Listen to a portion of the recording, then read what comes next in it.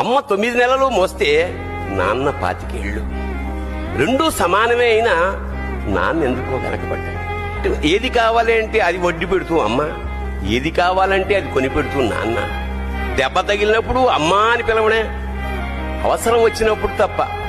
మిగతా అప్పుడు గుర్తురానందుకు నాన్న ఎప్పుడైనా బాధపడ్డాడా?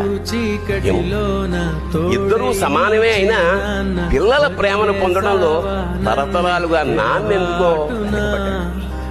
అమ్మకి మాకు బీరువా నిండా రంగురంగుల చీరలు బట్టలు, నాన్న బట్టలకు దండెం కూడా నిండదు. తనని తాను పట్టించుకోవడం రాని నాన్న ఎందుకో మాకు కూడా పట్టదంత వెనకపడ్డాడు. అమ్మకి అన్నో కొన్నో బంగారు నగలు, నాన్నకి బంగారు అంచున్న పట్టు పంచి ఒకటి. కుటుంబం కోసం ఎంత చేసినా తగిన గుర్తింపు తెచ్చుకోవడంలో నాన్నెందుకో పాపం బాగా వెనకబడ్డాడు.